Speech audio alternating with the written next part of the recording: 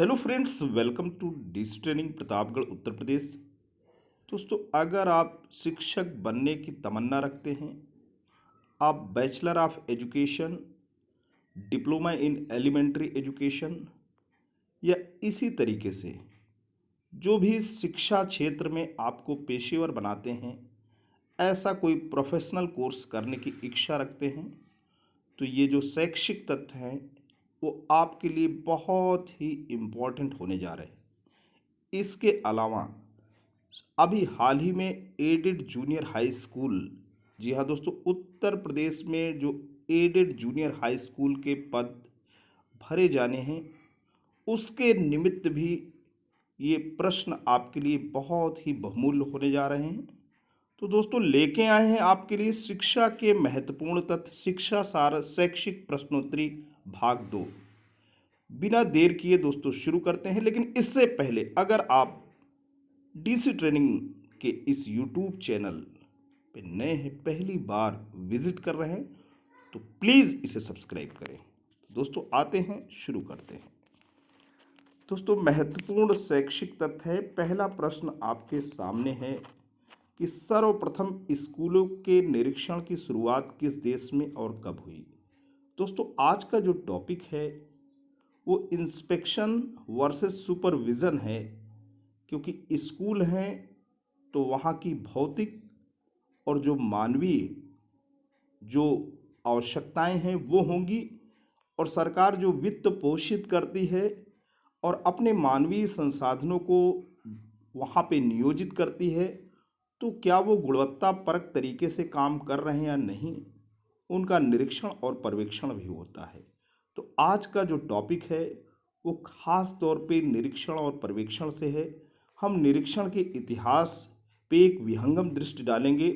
तो पहला प्रश्न आपके सामने है कि सर्वप्रथम स्कूलों के निरीक्षण की शुरुआत किस देश में और कब हुई। दोस्तों, इसका उत्तर है सर्वप्रथम इंग्लैंड के बोस्टन नामक नगर में विद्यालयों के कार्यों के निरीक्षण के लिए वर्ष वर्ष यहाँ पे दिया गया है। दोस्तों, वर्ष 1909 में एक विशेष समिति गठित की गई। यहीं से शैक्षिक पर्यवेक्षण की शुरुआत हुई। इस समिति का कार्य विद्यालय भवनों की देखभाल करना, वित्त व्यवस्था देखना तथा शिक्षकों की नियुक्ति पर ध्यान देना था। दूसरा प्रश्न है, किस वर्ष से स्कूल निरीक्षकों हेतु शैक्षिक योग्यता को अनिवार्य कर दिया गया। तो स्कूल के जो इंस्पेक्शन करते हैं वो स्कूल इंस्पेक्टर्स कहलाते हैं।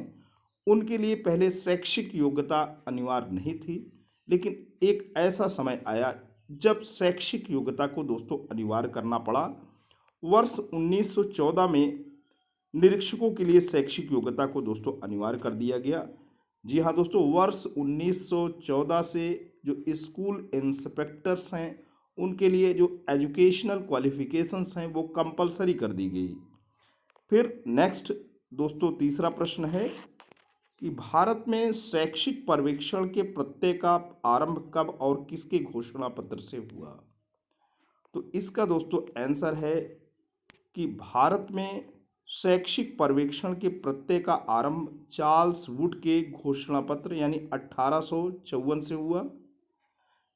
इस डिस्पैच के अनुसार प्रत्येक राज्य में एक डायरेक्टर ऑफ पब्लिक निरीक्षक की नियुक्ति हुई, यानी डायरेक्टर ऑफ पब्लिक इंस्पेक्टर्स की नियुक्ति हुई। इन डायरेक्टरों के लिए शिक्षा की सही स्थिति के प्रस्तुत करने के लिए योग्य इंस्पेक्टरों की आवश्यकता हुई। चार्ल्स वुड का घोषणा पत्र, जिसे आप भारतीय शिक्षा जगत में दोस्तों मैग्ना कार्टा के नाम से भी ये जाना जाता है, ये इतना महत्वपूर्ण है। हंटर कमीशन ने इस इंस्पेक्टर के क्या कार्य बताए। तो दोस्तों, हंटर कमीशन जिसका जो कालावधि है वो 1882 है, में हंटर कमीशन के अनुसार इंस्पेक्टर का कार्य यह देखना था कि जो अनुदान सरकार की ओर से दिया जा रहा है उसका सम्यक उपयोग हो रहा है या नहीं। जी हाँ दोस्तों, सरकार विद्यालयों के भवनों के निर्माण के लिए वहाँ शैक्षिक साज सज्जा हेतु धन दोस्तों देती रही, और सर इंस्पेक्टर्स को इसलिए वहाँ पे अपॉइंट किया गया कि वो जाएं देखें कि जो धन विद्यालयों को प्रेषित हो रहा है उसका सम्यक इस्तेमाल हो रहा है या नहीं। फिर अगला प्रश्न पांचवा आपके सामने है कि अंग्रेजी हुकूमत में किस कमीशन ने निरीक्षण की आलोचना की। ऐसा नहीं है कि निरीक्षण की हमेशा जो है बड़ाई हो, प्रशंसा हो, निरीक्षण की आलोचना भी हुई, आलोचक भी हुई। तो वर्ष 1917-1919 में सैडलर कमीशन की स्थापना कलकत्ता विश्वविद्यालय में इंक्वायरी के निमित्त की गई थी। तो 1904 में जो विश्वविद्यालय कमीशन दोस्तों पारित हुआ, कलकत्ता, बम्बई और मद्रास 3 जगह विश्वविद्यालय खोले गए। तो 1917 से 1919 के बीच में सैडलर कमीशन कलकत्ता विश्वविद्यालय में जो एजुकेशनल सिस्टम था उसकी इंक्वायरी के निमित्त आया। तो 1917-1919 में सैडलर कमीशन ने निरीक्षण की आलोचना करते हुए कहा कि अधिकांश निरीक्षण जल्दबाजी में होता है तथा मैत्रीपूर्ण संबंधों से रहित होता है।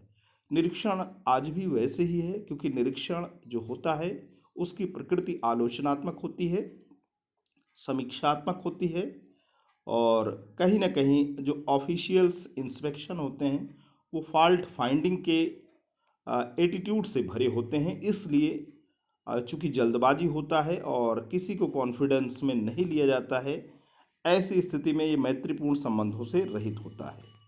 आगे चलते हैं दोस्तों। किस अंग्रेज विद्वान ने शिक्षा सुधार कार्यक्रम में निरीक्षण को सर्वोपरि माना है। तो दोस्तों यहाँ पे 1922 में बर्टन ने निरीक्षण के महत्व पर आधिकारिक ध्यान आकृष्ट किया। उन्होंने शिक्षा सुधार कार्यक्रम में इसे सर्वोपरि माना। माध्यमिक शिक्षा आयोग ने निरीक्षण के संबंध में क्या विचार रखे हैं।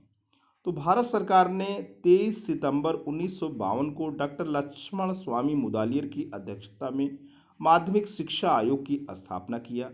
इस आयोग ने कहा कि निरीक्षक अकादमिक अर्हता, ऑनर्स या मास्टर डिग्री और 10 वर्ष का विद्यालय में अध्यापक शिक्षा अनुभव या उच्च विद्यालय के प्रधान अध्यापक के रूप में 3 वर्ष का अनुभव निरीक्षकों में होना चाहिए। तो कुल मिलाकर के मुदालियर आयोग ने जो निरीक्षक हैं उनकी योग्यता के बारे में बातें किया। प्रश्न 8 है, यूनेस्को की जेनेवा कॉन्फ्रेंस में निरीक्षकों के बारे में क्या विचार व्यक्त किए गए। वर्ष 1956 के यूनेस्को के जेनेवा कॉन्फ्रेंस में कहा गया कि निरीक्षक के बारे में ये कहा गया दोस्तों कि निरीक्षक की नियुक्ति उनके गुणों के आधार पर की जानी चाहिए एवं कुल, वंश, लिंग, विश्वास और सामाजिक मूल के आधार पर भेदभाव नहीं करना चाहिए। कोठारी कमीशन ने पर्यवेक्षण के बारे में क्या विचार व्यक्त किए। दोस्तों कोठारी कमीशन वर्ष 1964 से 66 के बीच में भारत में दोस्तों ये नियुक्त किया गया और शिक्षा आयोग के अनुसार प्रशासन को पर्यवेक्षण से पृथक करने की सलाह दी गई। तो यहाँ पे ये कहा गया कि जो सुपरविज़न है उसमें जो एडमिनिस्ट्रेटिव एलिमेंट है वो सेपरेट हो जाए। पर्यवेक्षण 2 प्रकार का होना चाहिए, वार्षिकी और त्रैवार्षिकी। और नेक्स्ट 10वां प्रश्न है, वर्ष 1934 में अंग्रेजी हुकूमत में किसे भारतीय विद्यालयों का निरीक्षण करने को भेजा गया। वर्ष 1934 में वुड तथा अबोर को ब्रिटिश सरकार ने भारतीय विद्यालयों का निरीक्षण करने के लिए दोस्तों वुड और अबोर को भेजा गया। आचार्य नरेंद्र देव समिति, ये अंतिम प्रश्न है, ने निरीक्षकों के बारे में क्या रिपोर्ट दिया। आचार्य नरेंद्र देव समिति 1939 के प्रतिवेदन में निरीक्षकों के कार्यों को अति परंपरागत एवं मशीनी बताया गया। तो दोस्तों आज का ये टॉपिक पूरी तरीके से डेडिकेटेड रहा, पूरी तरीके से बेस्ड रहा स्कूल इंस्पेक्टर्स और उनके द्वारा इंस्पेक्शन जो विद्यालयों में किए जाते हैं। आपको ये वीडियो कैसा लगा? अगर आपको ये अच्छा लगा हो तो आप इसे लाइक कर सकते हैं, इसे ज़्यादा से ज़्यादा अपने जैसे दोस्तों के बीच में शेयर कर सकते हैं। लेकिन अगर आप डिजिटल ट्रेनिंग प्रतापगढ़ उत्तर प्रदेश के इस खूबसूरत यूट्यूब चैनल पर नए हैं, पहली बार विजिट कर रहे हैं, तो प्लीज़ इसे सब्सक्राइब करें। जब भी आप सब्सक्राइब का बटन प्रेस करते हैं बराबर से एक बेल आइकन आता है, उसे प्रेस करें और चैनल को सब्सक्राइब करें। Thanks for watching and listening. This is Ajay Prakash Dubey signing off.